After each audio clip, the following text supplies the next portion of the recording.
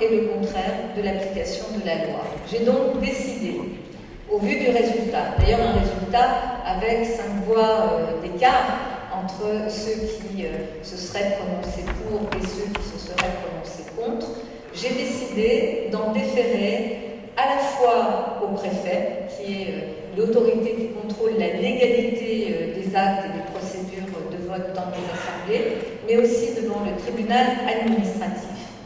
La jurisprudence constante du Conseil d'État précise que lorsqu'il y a une mise en cause du secret du vote, chaque bulletin ayant fait l'objet d'une publicité peut être annulé.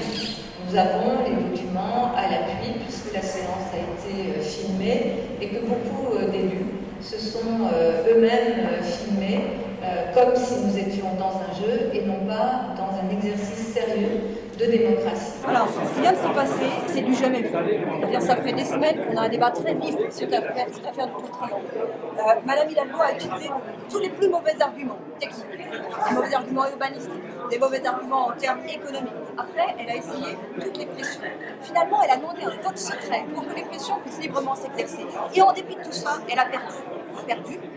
Elle a été battue dans les urnes. Les conseillers de Paris ont voté contre la Tour Triangle. Et comme le résultat ne lui plaît pas, eh bien elle prétend aujourd'hui le déférer au tribunal pour en obtenir un autre. La démocratie, c'est pas ça. La démocratie, c'est pas le vote secret, alors que les Parisiens sont en droit de savoir sur un sujet aussi important ce que votent leurs représentants. Et la démocratie surtout, c'est pas quand on a perdu une élection, dire parce qu'on l'a perdue que finalement, sans doute, elle n'était pas légale ou mal organisée.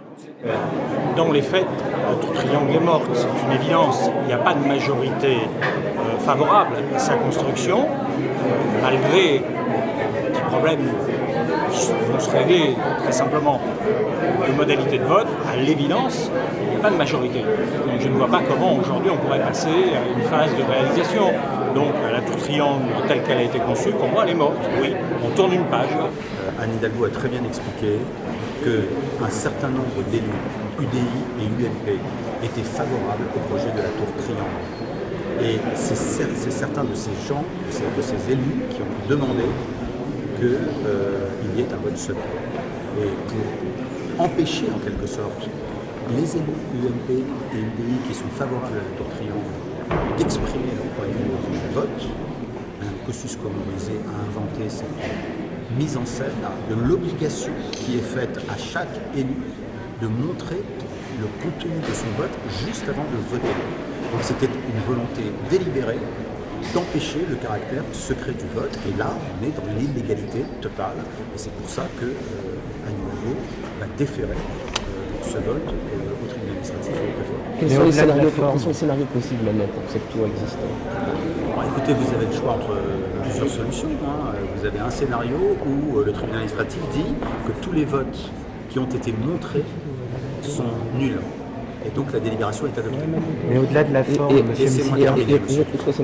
Laissez-moi terminer. Deuxième scénario, le scrutin est annulé et on vote un bulletin secret, mais vraiment secret. Et là, il est possible que le résultat soit différent. Et troisième scénario, le scrutin est annulé, on vote un bulletin secret et le vote est confirmé, mais au moins il est légal.